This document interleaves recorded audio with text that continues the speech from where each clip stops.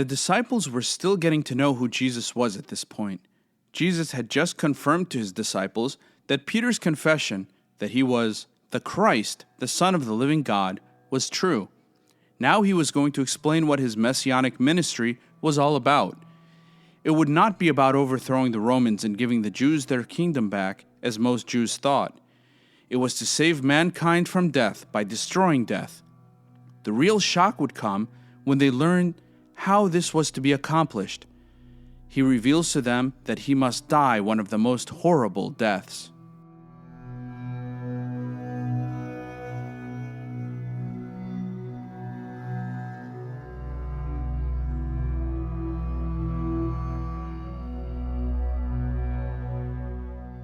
Jesus explains that he must go to Jerusalem and suffer many things from the elders and chief priests, and be killed, and be raised the third day.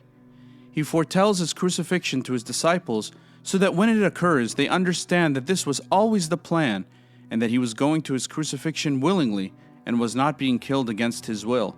Crucifixion was a form of Roman torture and death that was reserved for the worst of criminals. The Jews remember a verse from Deuteronomy, "He who is hanged is accursed of God." The disciples had a difficult time understanding how this could be the fate of Christ. In saying that he will be raised on the third day, Jesus brings to his disciples' minds Jonah's 3 days in the belly of the great fish, a story they knew well. Jonah was not just in the belly of the fish, but the fish went down to the lowest parts of the earth. This is clearly a type of Christ's descent into Hades, a prophecy that is read on Holy Saturday in the Orthodox Church. The disciples should not have been surprised that the Messiah would end up killed by the Jews, for the Jews had a habit of killing the prophets and righteous people who God sent to them.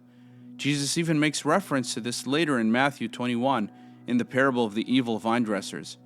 St. Peter, in his misguided love for Christ, said, "Far be it from you, Lord, this shall not happen to you." Peter, well-intentioned as he was, would prevent the will of God and prevent mankind's salvation.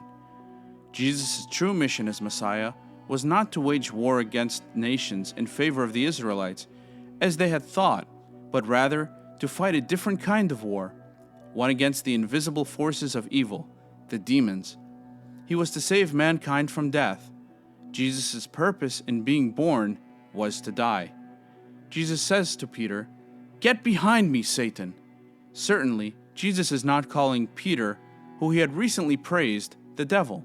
Nor was he saying that Peter was possessed by the devil, but rather that Peter was thinking in a very material and worldly way, which was a temptation of the devil. Peter was thinking of Christ the King in a very earthly way, as a warrior who would lead them in war, not someone who was planning to die. We should recall here the story of how the Jews picked Saul as their first king. They chose the biggest and manliest from among them. As he failed at being king and lost God's grace, God, through the prophet Samuel, directed him to choose one of Jesse's sons. He chose the youngest and possibly the weakest, David, yet God chose him for his heart. We know that God gave victory to David over the giant, Goliath, because the logic of man is made foolish by the wisdom of God. The disciples were still thinking in terms of picking a Saul when God was giving them a David, or in this case, an actual descendant of David.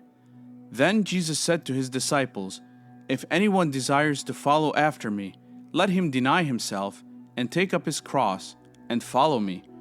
For whoever desires to save his life will lose it, but whoever loses his life for my sake will find it.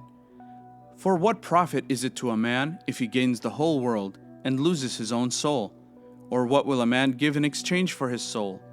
For the Son of Man will come in the glory of his Father with the angels, and then he will reward each according to his works." There are 3 steps that one must take to follow Christ. First, he must deny himself. This means to give up the things that they want and to be obedient to God, the church, and those who God places in authority over them.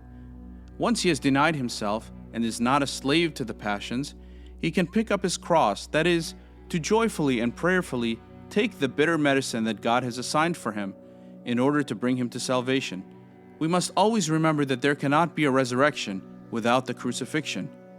Once we have carried our cross, we can begin to follow Christ. But where do we follow him to?